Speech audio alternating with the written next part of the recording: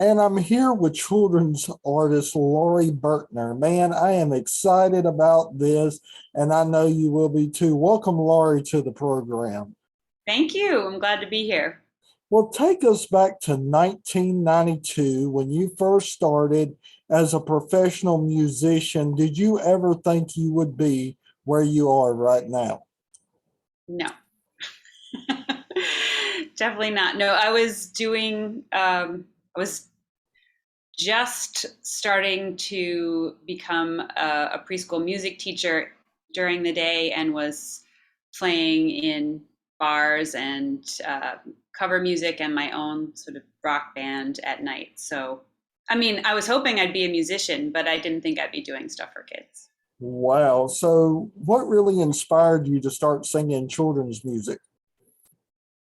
The kids that I was working with, I was teaching some classes during the day at the Child and Family Center at Rockefeller University, and those kids were very bored by the songs that I brought in that I thought they would like Old MacDonald.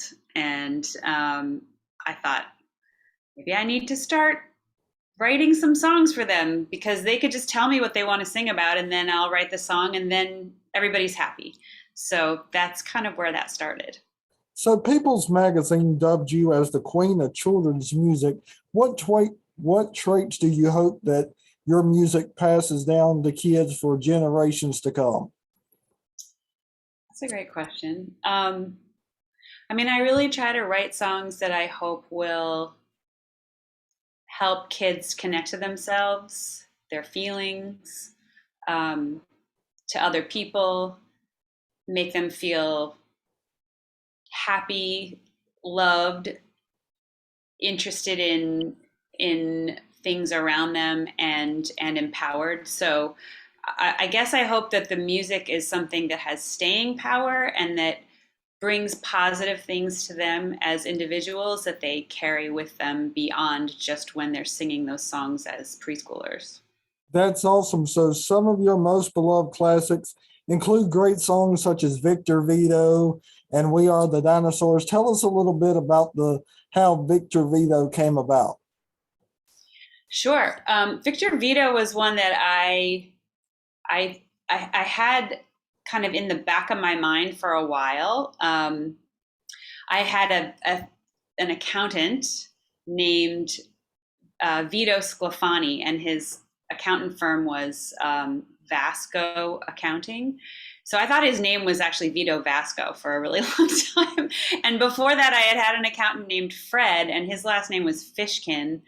So I just thought it was funny that two of my, like in a row, my accountants had these alliterative names and they were fun to say. And so I was actually walking to work when I was as a music specialist at this preschool one day, and I thought, I've been thinking about these names for such a long time. Victor. I mean, it's not Victor. I think I started with Vito. It was like Vito Vasco, Vito Sclafani, Freddie Fishkin, Victor Vito, Freddie Vasco. Like it just sort of I started to play with the words in my mouth. And by the time I got to the school, I had Victor Vito and Freddie Vasco ate a burrito with Tabasco. And I started to play it with for the kids. Who a couple of them said, it's too hard. I can't say all those words.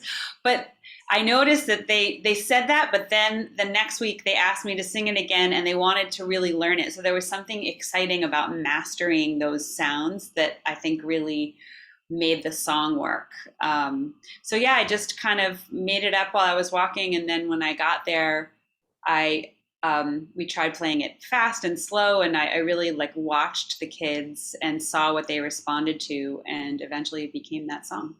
So, what would you say really inspires you to write good songs? I guess I mean the kids. They really not only I feel like do not only they have fantastic, fun, and creative ideas that I would not think of as an adult, but those ideas are ideas that other kids connect to, right? Because kids are probably the best songwriters for other kids, but maybe they don't know how to actually follow through with the whole process and they can't sit down and record it or write it down. So I feel like I'm often listening to them and trying to be kind of a vessel for that. And those ideas, sometimes it's not necessarily a kid in my life. It could be someone I hear while I'm walking down the street or on a bus say something that I think would make a really great song. Or sometimes it's ideas that I have that I remember from being a kid that I thought were exciting at the time that I realized still resonate with me as an adult. A lot of times that overlap of something that felt exciting as a kid and still feels like it has some juice to it as an adult, those are the best kind of songs to write, because that way the parents, the caregivers, the grandparents, the older siblings who are listening also can find something to connect to in the song. So you performed at great venues over the years, from the Carnegie Hall to the White House. What has been the most memorable performance for you at these types of venues? Those are both very memorable. I think maybe the first time I performed live in the plaza at Rockefeller Center for the Today Show, there was something I remember that day. So we have a full band now with the drummer, but at the time it was just Susie Lampert, who's still my keyboardist, and my husband, Brian, was on bass, and it was just the three of us. And we got there at like 5 a.m, and there were people with signs, about the songs and waiting for us. And it was fully packed, which was just like such a unbelievably wonderful surprise. And I remember thinking, okay, there are all these people here. That's fine. I've done shows, I've done hundreds of shows. But this is also live on television, which means there are millions of people watching right now. So that was very scary to think about. And I remember looking out and thinking, okay, I'm just going to do this thing that I've done hundreds of times before. And I looked over and saw one of the cameramen mouthing the words, counting me down, and he went 5, 4, 3. And I just started playing, and that feeling of like, oh, this is what I know how to do, like I'm supposed to be doing this right now, was very strong. And it was just wonderful. It was really wonderful to have like the live component where with people actually there, and then also being able to know that there were so many more people watching at the same time. And that show did lead to a lot of really fun things, like my first books and things like that. So yeah, it was a special day. Did that lead up to an appearance on Jack's Big Music Show? Is that how that all got started? That is a great question. Oh, yeah, eventually. So Jack's Big Music Show was an original for the cable channel Noggin, which was the preschool, non-commercial preschool channel that Nickelodeon had at the time, which eventually kind of got rolled back into Nick Jr. But Noggin was started by a couple of people, including a woman named Amy Friedman, who was one of the creative development people on that. And I mean, pretty much the head creative person. And she took me out to breakfast, and after, because her nieces were fans, and we had talked and over the years, and finally one time we sat down, she's like, tell me what has worked for you. And one of the things I told her was, I did this appearance on the Today Show, and it really made my whole business explode, where people started to know who I was beyond just sort of my New York area. And she was really intrigued by that and said, let's just put some videos on our channel. I'm also working on this couple of original shows they were doing pilots for, and Jack's Big Music Show was one of them. She's like, I'd love to have one of your videos in these pilots, but let's just make a bunch of them and just put them on the channel and see how they do. And those then were even more successful than what had happened on the Today Show. So that led them to feel like, okay, we really want you in Jack's Big Music Show. And eventually they ended up doing some testing with kids for that show, and the kids responded so well that they asked us to be in every episode. Wow. So let's talk about the holiday concerts you got coming up on Saturday, December the 18th. Tell us a little bit about what you hope to accomplish through these concerts.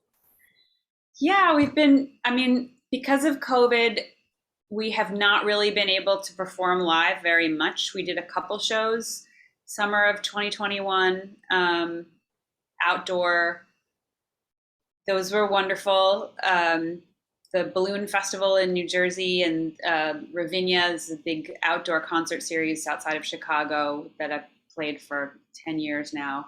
So those were wonderful shows, but unfortunately, most of the shows that I do are in theaters, and most of the kids who come to my shows, the bulk of them are 5 and under, and they, can't get vaccinated at this point. So we have been doing lots of live stream concerts. And one of the really fantastic things about doing them is that we're able to do live graphics at the same time. So I'm performing, we transform my living room into a stage, actually have somebody paint a backdrop.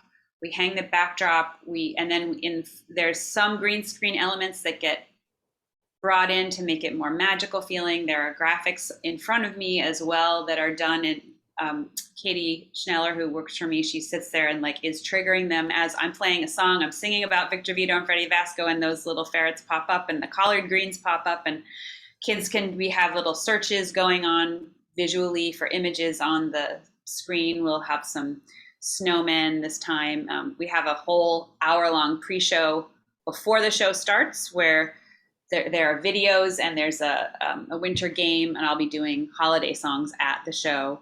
It's really fun. All of these shows have been great. We try and do a theme each time, and ask the kids to dress up if that's appropriate, or decorate their space for the holiday this time, make some treats, make it a full experience with the family, because I don't think that kids are going to a lot of concerts right now. It's so great that adults can, but if they're bringing kids, it's really not safe yet. We can't separate them. We can't keep them from slamming into each other when they're 3 and 4 years old. So what's your favorite holiday tradition to do with your family?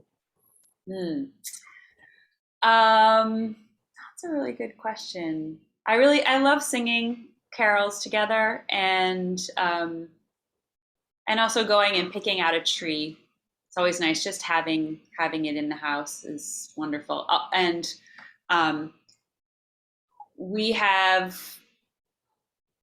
grew up with Christmas. We've introduced Hanukkah, as now that I'm an adult and I understand that actually that I am Jewish by birth, even though I was raised with Christmas. So just being able to celebrate both of those holidays feels really nice, and something that has become more of a tradition now that that I have a daughter. So share with us how we can find out more information about these upcoming holiday concerts. Sure. Well, probably the best place is my website, laurieberkner.com. There's a whole concert page there with information. The live streams we sell the tickets on a webpage, live.laurieberkner.com, and that's where the shows actually take place.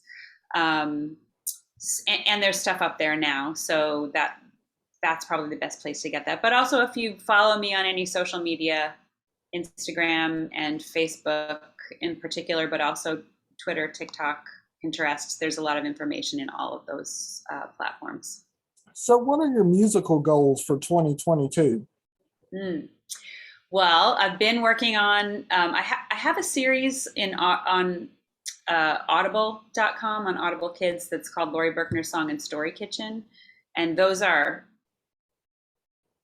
audio stories based on the characters from my songs that are built around the songs. So they're songs and stories together. And so the plan is to release a second season of that next year. We'll continue to do the live streams until we're able to actually safely do concerts again. And hopefully I will get back to doing live concerts. Definitely in the summer, we'll be able to do some more. And I'm just hoping and hoping that will continue, and maybe even as early as the spring. And I'll be working on another album, which I'm excited about for next year as well. Which leads to my next question about it. Was there any new music in the works? So you just answered that. Yep, yep. So thank you so much, Laurie, for coming on the show. I'll tell you what, I have enjoyed you, and you're welcome back anytime. Thank you so much. It's great to talk to you, Andrew. All right. You have a good day now. You too. Bye. Bye.